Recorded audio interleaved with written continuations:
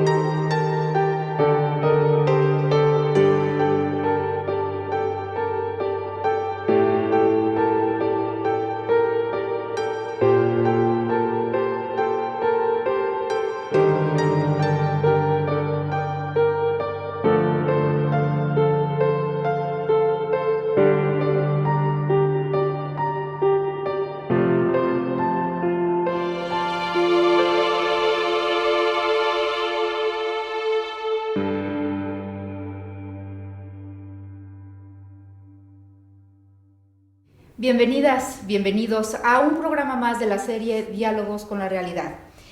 Estamos muy contentos porque en este estudio están dos de las voces más autorizadas en el conocimiento de los pueblos indígenas. Me da mucho gusto conversar en este momento con Magdalena Gómez. Magda, bienvenida. Muchas gracias por la invitación. Gracias a ti, y también con Ivonne Lebot. Buenas tardes, Ivonne. Muchas gracias, buenas tardes. Gracias por atender a esta invitación, y quisiera iniciar, Magda, como cariñosamente te conocemos tus lectores, tus estudiantes y toda la gente que hemos seguido tu trayectoria, con un comentario sobre uno de los grandes acontecimientos en México y yo diría en el mundo, que fue la convocatoria del Ejército Zapatista de Liberación Nacional para hombres, mujeres y niños para asistir a la Escuelita Zapatista, esto en agosto de este 2013, y posteriormente la Cátedra Juan Chávez. ¿Cuál es tu lectura sobre esta convocatoria, Magda? Bueno, coincido en la trascendencia de esta convocatoria. Creo que es importante ubicarla desde lo que fue en diciembre de 2012, la concentración zapatista en San Cristóbal de las Casas, en donde, como siempre en el caso de los zapatistas, de manera simbólica hablaron mediante el silencio.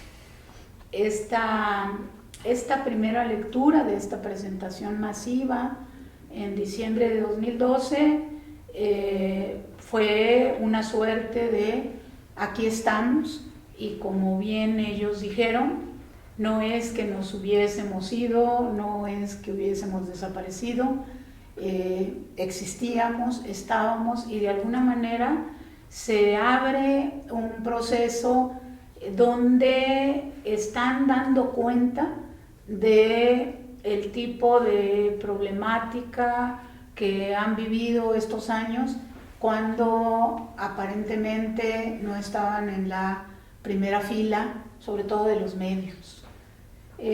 Ya la escuela zapatista también me interesaría destacar el significado de la convocatoria misma. Creo que el zapatismo recupera una de sus muy buenas tradiciones, que es el diálogo y contacto con múltiples sectores sociales que, sobre todo a partir de 1994, acompañaron el proceso zapatista, el proceso de los pueblos indígenas con distintas ópticas, distintos grados de compromiso. Pero no solo eso, tampoco es que se centraran, por ejemplo, en invitarnos a quienes estuvimos en San Andrés Larráinzar en 95-96, sino que están muy conscientes de que hoy en día hay nuevas generaciones y en ese sentido los jóvenes y las jóvenes, como dicen ellos, tuvieron un lugar predominante en términos de la convocatoria. Y algo también en la convocatoria que en un momento dado nos enteramos, causaba desconcierto el que no estuvieran en la lista de invitados los pueblos indígenas de este país, quienes habían participado en los diálogos de San Andrés. Inclusive no estaban organizaciones indígenas de Chiapas y decían, ¿y por qué no nos invitan? Y entonces tuvieron que hacer un comunicado porque ya era mucha la inquietud, todo el mundo se preguntaba, ¿a ti te invitaron? No, a mí tampoco, ¿qué pasa? ¿No? Hicieron un comunicado donde aclararon, no los invitamos porque a ustedes no tenemos nada que enseñarles, porque queremos compartir con quienes no nos conocen. Y eso fue un mensaje también muy, muy importante y que de hecho yo creo que de ahí se generó también la idea de convocar posteriormente a la cátedra Juan Chávez, a la cual me referiré ahorita. La escuela zapatista pues tuvo distintos niveles. Debo aclarar que yo no asistí a la escuela zapatista, la invitación me llegó muy tardía y la exención, como dicen ellos, pero voy a asistir el mes de enero, pero me tocó departir y compartir con quienes sí habían estado en la escuela, porque justo nos reunimos todos en la cátedra Juan Chávez a la que asistí.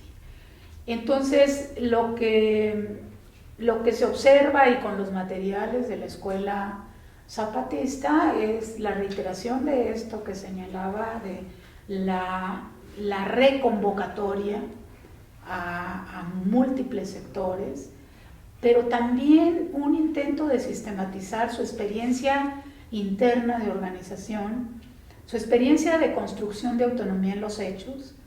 Es muy interesante sus libros, sus materiales y los temas que aborda, donde le dan mucho énfasis, por ejemplo, a la voz de las mujeres y al proceso de organización de las mujeres, también a la construcción de autonomía, a la resistencia, de manera muy enfática, y de alguna manera obviamente no comparten todas las interioridades de conflictos que hayan vivido en estos años, pero sí plantean el contexto de dificultades en que se ha desarrollado toda esa labor de construcción de autonomía en los hechos.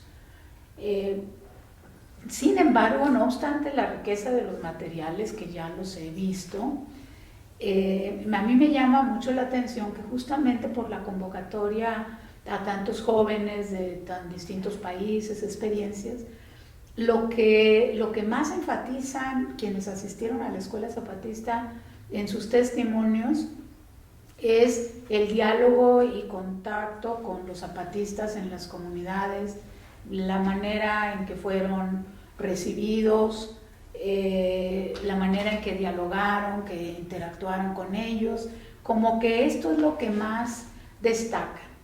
Creo, porque ahí platiqué más con compañeros y compañeras que estuvieron en la escuelita en el CIDESI. En el CIDESI hacíamos la broma de que hicieron una escuelita como para adultos mayores, porque todos quienes tenían mayor dificultad para irse 6-8 horas hasta tal o cual caracol, pues quedaron ahí en el CIDESI, pero también políticamente la comandancia le dio un lugar especial a la atención de la escuela en el CIDESI. Sin embargo, según me comentan los compañeros, tampoco es que rompieron la bilateralidad que se estableció en toda la escuela zapatista con este asunto de él o la botán que le tocó a cada uno como acompañante. O sea, la interacción fue con ellos y el diálogo colectivo fue en ese sentido muy de alumnos, o sea, muy de que les daban las clases, hacían preguntas, tenía ese simbolismo, pero tampoco era a nuestro estilo una mesa de debates o una mesa donde le iban a plantear a la comandancia zapatista que hablara de todo lo que a uno se le puede ocurrir preguntarles. O sea, no le dieron, no obstante que estuvieron ahí, no le dieron esa centralidad. Entonces, bueno, tuvo todas estas cuestiones. Pero la parte para mí más impactante, y obviamente pues por mi trabajo y porque estuve ahí, por cómo está la situación de los pueblos indígenas en el país, fue la de la Cátedra Juan Chávez, en donde la cantidad de expresiones de conflictos por despojos territoriales que hay en todo el país fue verdaderamente apabullante. O sea, ya queríamos 5 minutos, pero para respirar de receso, ¿no? De cómo te planteaban una y otra vez acciones de resistencia, pero la verdad es que la sensación que quedaba era la convicción, la convicción de parte de los actores que se están enfrentando a toda esta suerte de agresiones, la convicción en que había que luchar, el sentido de su lucha, pero la desproporción entre lo que pueda ser en este momento las luchas aisladas, la fuerza de las luchas aisladas, frente a la acción concertada del Estado y de transnacionales. Prácticamente todos los proyectos eran proyectos que tenían que ver con despojos de todo tipo. Inclusive algo que llamó mucho la atención es que se ubicó en un lugar destacado la Ciudad de México, con sus proyectos y sus supervías y toda esta cuestión que está afectando a pueblos originarios en el Distrito Federal y que es una dinámica y un territorio que es de lo más invisibilizado y tuvo mucha presencia ahí. Lo que nos hizo falta a quienes éramos el público, que éramos muchísimos, pues era la posibilidad de dialogar y de interactuar, pero justo alguien comentaba que era un ejercicio que de repente culturalmente necesitamos también, ¿no? Aprender a escuchar y escuchar y escuchar y escuchar, ¿no? Eso fue. Sin embargo, ellos no se quedaron ahí. Las organizaciones indígenas tuvieron una reunión posterior a toda esta reunión pública de la Cátedra Juan Chávez, en donde ahí se hablaron política y estratégicamente de cómo reactivar el Congreso Nacional Indígena, que también, al igual que el EZLN que aparecía replegado, también el CNI todos estos años pues ha aparecido de alguna manera hasta desarticulado. Tengo entendido que ahí conversaron estrategias y que van a dar cuenta de ellas próximamente de manera segura. Para concluir, yo creo que es evidente y fue muy evidente que en todos estos años que aparecía el EZLN como replegado, entre comillas, aun cuando ya ellos dieron cuenta de a qué estaban dedicados, las organizaciones indígenas siguieron actuando y nuevas organizaciones han surgido, pero la preocupación que en lo personal yo tengo es que han surgido de manera reactiva. O sea, casi todos los procesos y los conflictos son de respuesta a agresiones del Estado. Todavía no hay en el país un equivalente de un proceso de construcción real como el que se está dando en las zonas zapatistas con las juntas de buen gobierno, caracoles y demás. Las condiciones en ese sentido de las zonas zapatistas son excepcionales en términos del resto del país. Pues es un tema crucial que por supuesto merece una gran reflexión y que trataremos de abordar en los próximos bloques, porque en el marco de la cátedra Alan Turén y el foro que se ha llevado a cabo en la Universidad Iberoamericana Puebla, hemos tenido una reflexión sobre cuestiones de poder y evidentemente su vinculación con los pueblos indígenas.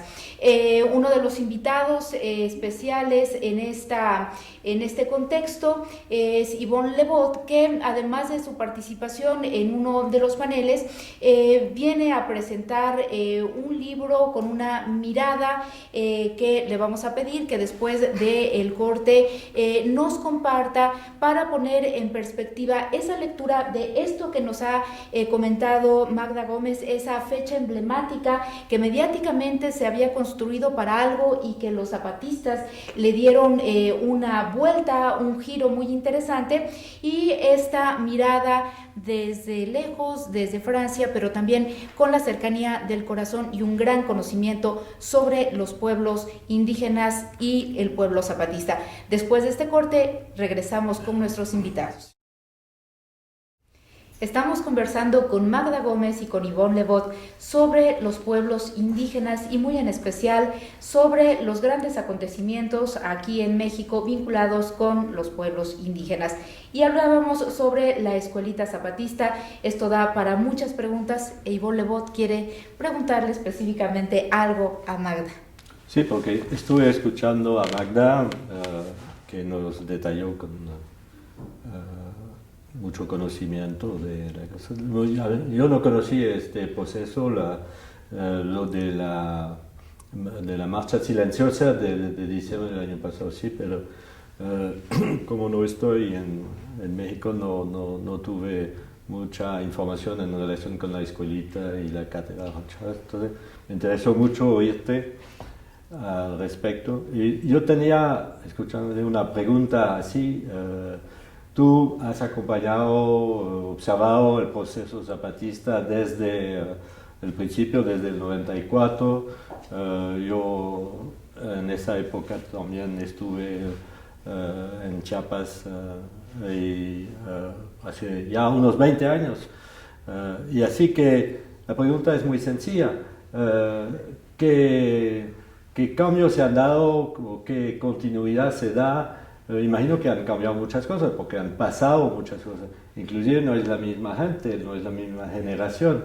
Entonces quisiera saber quiénes son ahora los que están ahí portando el movimiento.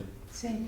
Mira, yo creo, bueno, es muy evidente que lo que mostraron en la escuela zapatista, al margen de que se dieron a la tarea de preparar esos libros sobre los temas que comentábamos, en realidad lo que mostraron fue lo construido socialmente en términos de organización. Y ello tiene que ver con el campo educativo de manera muy destacada, el campo de salud, toda su manera de impulsar proyectos económicos autosustentables, en fin. En términos generacionales, sí es muy evidente que las juntas de buen gobierno están dirigidas por una generación muy joven, en donde comparten roles con mujeres también dirigentes. Esto es así muy evidente, muy fuerte. Otra cuestión que algunos compañeros me la comentaron y me llamó la atención porque coincidían compañeros de distintas regiones que me hablaban de un proceso que yo califico, porque ellos no lo decían así, pero de una suerte de reunificación. Hablaban de cómo en todos estos años se habían presentado problemas con ciertos incluso dirigentes o cabezas de un proyecto, etcétera, y cómo, analizando la situación en la comunidad respectiva, habían llegado a la conclusión de que la base de esa región donde una persona determinada había roto, por ejemplo, con el proyecto, la base no tenía la culpa de esa postura y que estaban en un proceso de diálogo que había sido muy importante. Incluso un compañero me puso un ejemplo extremo y me dijo, llegamos a una comunidad donde ya no de parte de divisiones internas, sino de intervención del gobierno con algunas personas con claros objetivos paramilitares, se habían incursionado y decían, aún ahí la gente de la comunidad decía, ellos llegaron aquí, pero yo no acepto que me digan paramilitar, no acepto ese calificativo, yo no estaría dispuesto a matar a mis hermanos, etc. Y yo, pues la verdad es que todos estos testimonios informales que daban, me dio la impresión que estaban recuperando los procesos de conciliación indígena.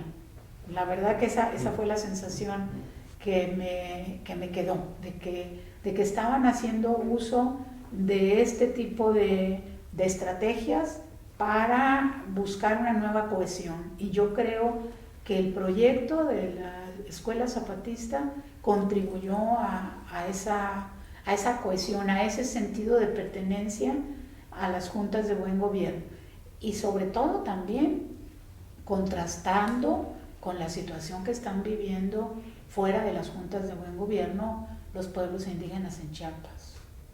Una pregunta, Alexa, es que se habló ahí de lo que fue un gran problema durante sus 20 años para ellos, para los zapatistas, la salida de los jóvenes, el problema de la migración y de la postura que han tenido frente a ese problema, que ha sido muy discutido adentro y que no sé en qué quedaron. No, fíjate que no se habló de ese tema en lo que yo escuché, no sé, tú también estuviste, si tú escuchaste algo respecto a la problemática de migración, no se habló.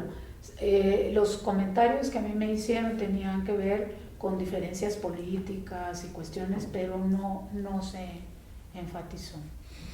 En el esquema de la exposición que hacían los compañeros a modo de conferencia, con base en las preguntas del auditorio, se tocó muy tangencialmente, pero realmente este acento que pone Magda sobre el compartir en los modos y en este relevo generacional fue lo que puso el tono en la escuelita zapatista, y creo que es muy interesante pensar en el gran esfuerzo organizativo de movilizar a 1,500 personas hacia los 5 caracoles, y esta presencia en el CIDESI, que fue pues la más pequeña, fueron alrededor de 200 personas, pero este ambiente de emoción que se vivió una vez más en las calles de San Cristóbal, de la gente preguntándose, ¿y a ti dónde te tocó? Porque nadie sabía dónde le había tocado. Entonces, esa construcción horizontal, María Eugenia Sánchez, la fundadora de la cátedra Alan Turen, ha dicho que es el primer ejercicio intercultural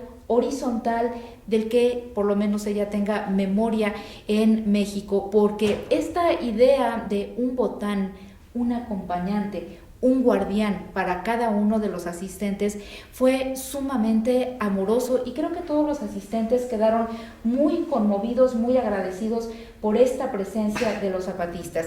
Entonces, esto es lo que sucedió en agosto de 2013 en México. Es pues digamos, una instantánea, un corte de caja de lo que estamos viviendo ahora. Yvonne Levod, tú has trabajado este asunto de los pueblos indígenas y ahora estás presentando un nuevo libro que pones a consideración también de los lectores de habla hispana. Sí, bueno, el libro es un poco una reflexión sobre experiencias que he podido, digamos, observar durante unos 40 o 50 años en América Latina, pero no solamente en América Latina, también en Estados Unidos y en otros países. Pero está centrado sobre experiencias en América Latina, no tanto de las comunidades indígenas, de los movimientos indígenas. Mi perspectiva es la de tratar de entender lo que ha sido esencial en esos movimientos, lo común y lo diverso, ¿no? de esos movimientos, porque hay realmente una gran diversidad de eso. Yo hablo de un movimiento indígena, pero es muy claro que es un movimiento de movimientos, ¿no? Pero creo que el corazón de la cosa, del sentido, es compartido por todos ellos. Entonces, ¿cuál es el corazón de eso? Yo creo que el corazón es de que a partir de los años 70, digamos, 60 inclusive, las primeras luces de este movimiento aparecen en Ecuador, en el Amazonas ecuatoriano, lugares muy lejanos. Yo pienso que son salvajes ahí, no bárbaros, como se decía esto allá. Pero en realidad era ya un movimiento que tenía reflexivo, que sabía no hacia dónde iban tal vez, pero sabían lo que hacían. Y esto creo que es lo más importante de todo. Es que a través de esos movimientos los indígenas toman en sus manos su propio destino. Claro, con aliados, con mucha ayuda de gente de buena voluntad, de diversas instituciones, pero lo importante es que ellos mismos definen el sentido y la orientación de su acción y de su pensar. Y no son, por eso no hablo, por eso dije que no estudio comunidades, porque no son nunca es toda la comunidad. Inclusive yo digo una cosa ahí que tal vez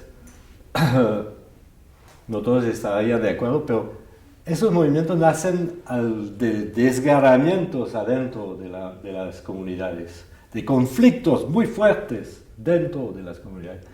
Aunque a veces su discurso es de consenso, de decir la comunidad piensa que sí o actúa de tal manera, en realidad no es tan unánime, ¿no?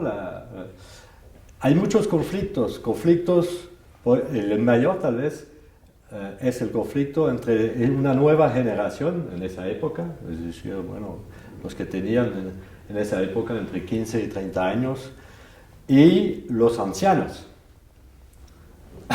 Los ancianos tenían en las comunidades un poder, porque bueno, acá se habla de poder, un poder que tiene sus aspectos positivos, pero también aspectos muy negativos. No voy a alargarme en eso. Y en realidad fue una revuelta de los jóvenes indígenas contra no solamente la tradición, sí, yo creo que en cierta manera se puede decir eso, son unos modernos en contra de los tradicionalistas a veces, ¿no? Pero más que todo es una revuelta en contra de los abusos de poder o contra la inercia o contra el hecho de que en realidad la comunidad se había vaciado de su sentido, de muchos de sus sentidos, porque muchas veces la comunidad estaba insertada en un sistema de dependencia o de dominación. El mejor ejemplo es en México en realidad, porque hasta un colega nuestro, antropólogo, inventó el concepto de comunidad, ¿cómo decía nuestro amigo? Comunidad revolucionaria institucionalizada, ¿no? Porque, por ejemplo, tomando algunas comunidades de Chiapas, estaban incrustadas en el sistema piramidal del PRI, ¿no? Y fue también en contra de esto, y tenemos casos no solamente el zapatismo, pero en Oaxaca hubo una revuelta de toda una generación en contra de esa dominación sobre las comunidades, ¿no? Por parte del movimiento. El movimiento oaxaqueño fue y sigue siendo posiblemente, pero fue en esa época también muy importante. Pero esto ha pasado en casi todos los países donde había indígenas, a veces países donde hay muchos indígenas, como en Guatemala, en Bolivia, en Ecuador, pero en realidad es en México donde hay más grande número de indígenas en términos absolutos, en cifras absolutas, no en proporción. Y esto ha pasado también en países que tienen una población indígena reducida. En Colombia, por ejemplo, se dice que hay solamente 2, otros dicen 4, no importa mucho. Pero Colombia conoció uno de los movimientos indígenas más ejemplares, y sigue siendo, que es de los indígenas paeses y guambianos del Cauca. Y donde desde el principio había esos elementos que estoy diciendo, y había mucha conciencia de sí mismo y afirmación de su dignidad, de su autonomía, no autonomía en sentido de autonomía política territorial, autonomía en el sentido de somos los actores de nuestro propio destino. Nadie nos va a decir qué tenemos que hacer, ¿no? Y hablo de Colombia, pero podríamos hablar en Chile también, los mapuches, en Costa Rica, en Panamá, en todas partes en realidad hay, a veces muy minoritarios esos movimientos, a veces con mucha más presencia regional o nacional o internacional, ¿no? Inclusive un eco internacional por lo menos, ¿no?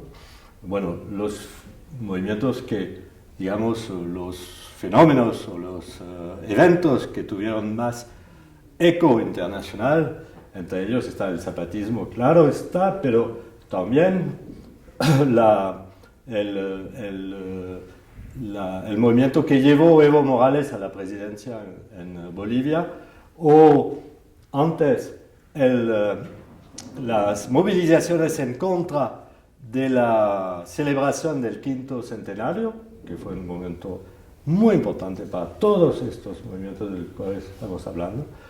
Y eso ha tenido un eco, pero al mismo tiempo, bueno, en otros periodos, poco importa, ha habido movimientos así, luchas, acciones colectivas, experiencias de bajo perfil, de cierta manera, de los cuales no se hablaba ni al nivel nacional, tampoco a nivel internacional, no se hablaba en los medios de comunicación, pero están ahí. Y lo que cuenta ahora Magda es justamente ese tipo de cosas. Se dice los zapatistas ya no existen porque ya no están en los medios, pero están ahí y están haciendo un trabajo muy significativo y muy como reflexivo como lo mostraste, ¿no? Y unos en ciertos momentos se encierran, a veces se abren, y hay que decirlo, algunos de esos movimientos han sido fracasos también, ¿no? Unos se han extinguido. No hay que verlo como algo evolutivo, así, como teniendo un sentido de la historia que nos lleva a no sé dónde, sino que son experiencias bastante horizontales, de hecho, ¿no? Y algunos se han agotado, otros han sido reprimidos hasta desaparecer en un momento, es el caso guatemalteco, donde ahí hubo hasta un genocidio, ¿no? Y en realidad ese genocidio tenía, lo digo también en serio, el objetivo no era tanto de las masacres que hubo, ¿no?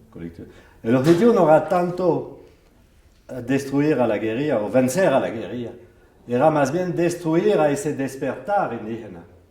Porque la mayoría de los masacrados, de los muertos ahí, eran indígenas que no estaban levantados en armas, de ninguna manera.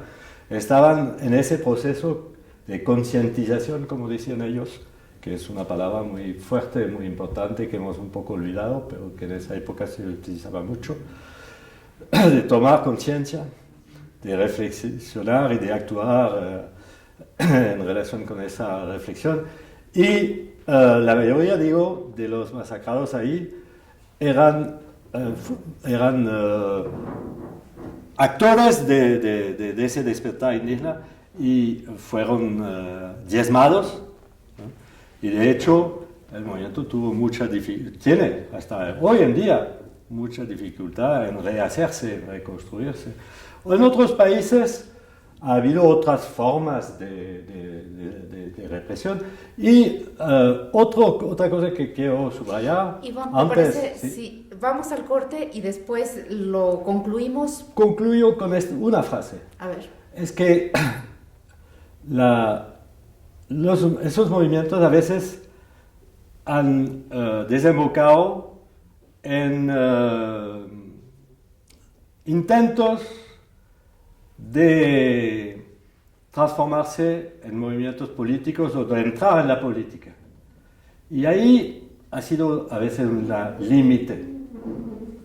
Se podría dar ejemplos en este país, pero también en Bolivia, también en Ecuador. Bien, al regresar concluimos con estas ideas planteadas por Yvonne Lebot y por Magda Gómez. Grandes intelectuales fueron convocados por la cátedra Alan Turing para reflexionar sobre el poder hoy. Después de conversar con Magdalena Gómez y con Yvonne Lebot, tengo la impresión de que el escenario es cada vez más negro y que las perspectivas de los pueblos indígenas parece que no existen. Magda, ¿cuál es tu perspectiva sobre las posibilidades que tienen los pueblos indígenas, no solo en México, sino en el mundo, para poder vivir bien? Bueno, yo creo que sí tenemos que dividir planos de la opinión respecto a esto que planteas. Yo creo que de alguna manera están en acción en las comunidades, y ahí me refiero a las comunidades, no a los liderazgos, que eso es, quiero opinar sobre ello aparte, pero en el caso de las comunidades hay estrategias aprendidas de sobrevivencia e incluso de relación con el Estado, de utilización de los recursos que el Estado en esta política que tiene de apoyos y programas y toda esta cuestión ofrece, los aprovechan, pero de alguna manera, en algunos casos, tratan de impulsar proyectos propios en medio de una situación así. Pero yo decía que es muy crítica porque hay un proceso, y hablo en el caso de México, hay un proceso de despoblamiento muy fuerte, hay un vaciamiento de los pueblos. Y a esto le podemos atribuir desde la pérdida de los recursos propios de la tierra, también la cuestión en vastas zonas de la inserción de la delincuencia organizada y también, ¿por qué no?, en otros casos simplemente el afán de irse a vivir a la ciudad y de probar mundo, porque también lo hay.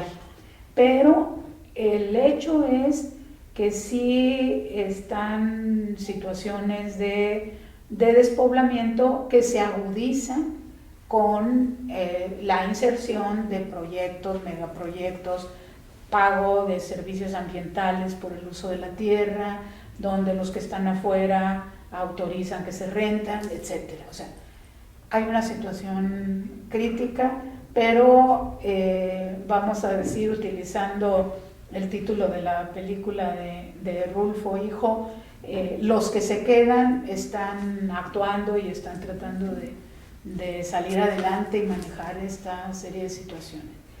La parte,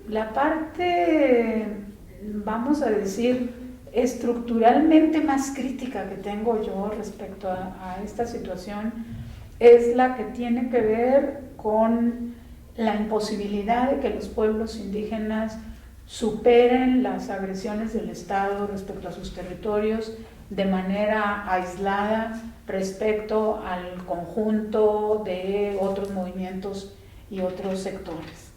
No se ha producido en nuestro país un movimiento de movimientos, como decía Le Bot, en términos de movimientos intersectoriales, en donde dialoguen sobre problemáticas comunes, sectores que no sean necesariamente indígenas con los propiamente indígenas.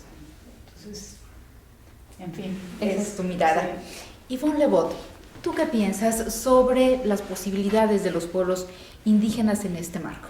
Bueno, yo soy muy consciente de todo lo que dices, Magda, y creo que la situación no es nada favorable, bueno, por muchas otras razones, además de las que tú dijiste, y hay otras que son más, inclusive más globales. Pero, porque yo no hablo de los pueblos indígenas, hablo de algo que no es solamente de los pueblos indígenas o de los indígenas en este continente. Digo que lo que me llamó la atención en lo que hablabas antes es que tú dijiste que muchos están ahora en la defensiva. Eso es cierto en México y en otros. Pero que justamente los zapatistas, lo positivo que tuvieron, lo más positivo que tuvieron y que siguen teniendo, según lo que tú dices, es que no se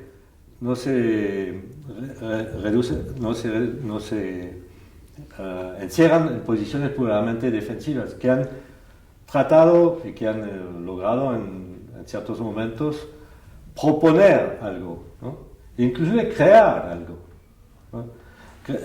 Y esa capacidad de creación, esa capacidad de imaginar algo y no solamente de imaginar y proponer, sino de hacerlo vivir. Esto yo creo que no se ha acabado. Lo que hace, inclusive hablando solamente de movimientos indígenas, yo creo que este movimiento de movimientos no ha terminado, que y cada día salen nuevas iniciativas, para decir algo. Y en lugares donde no se los espera a veces. Pero eso es siempre en los movimientos sociales, estallan donde menos se espera. Y por ejemplo, para dar un ejemplo, el año pasado en Canadá hubo un movimiento muy interesante que se llamó a él mismo Idle No More, que ya es todo un programa, es decir, pasivos no más, nunca más apatía o apáticos, no sé, para traducirlo así. Y bueno, evidentemente esas luces se encienden, se apagan, todo eso. Pero lo que digo es que todo esto se escribe, creo yo, y por eso me interesé en este movimiento de movimientos indígenas, en un cambio. Evidentemente se están vaciando los pueblos, muchos pueblos indígenas. Es cierto lo que tú dices. Pero por eso yo me interesé en las migraciones. Por ejemplo, en este libro dedico 2 capítulos a los migrantes moviéndose de Estados Unidos. Y hay un cambio, no es la misma continuidad, no es una continuidad, pero participan, por ejemplo, en el movimiento de la primavera de los latinos, como se iba a llamar, en Los Ángeles. Una estudiante mío hizo una tesis muy buena sobre justamente la migración. Ella me vino a ver, ella era muy simpatizante de los zapatistas, me viene a ver y me dice, pero estoy desesperada porque yo trabajo con los jóvenes zapatistas, pero todos se van. Y se van a Estados Unidos, eso era hace 10 años más o menos. Y le digo, bueno, este es tu tema, tienes que investigar eso. Eso es lo interesante. Ella se resistía, porque dice, no, yo tenía de la migración la misma vista que tenían en ese momento, no sé hoy, los zapatistas. Condenaban la migración de cierta manera, parece. Y ella, bueno, se resistía. Pero finalmente hizo un libro muy bueno, publicado aquí, sobre esto justamente, para tratar de entender a esa gente que se va. Tú lo dijiste muy bien, van a vivir la vida del mundo. Es una aventura también, no es solamente en términos económicos, claro que es en términos económicos. Pero ¿quién va a impedir a los jóvenes de vivir en el mundo global, de tratar de tener esa experiencia de vivir en el mundo global? Nosotros aquí lo hacemos. Por lo menos me imagino que los jóvenes aquí van a Europa, a Australia, no sé dónde, y nadie les va a impedir. ¿Por qué vamos a impedir a la gente indígena porque están en una comunidad? No, estamos viviendo en un mundo global. Entonces, ¿qué va a pasar con la identidad de esa gente? Bueno, el porvenir lo dirá, pero nadie los puede impedir de ser los autores de su propia existencia.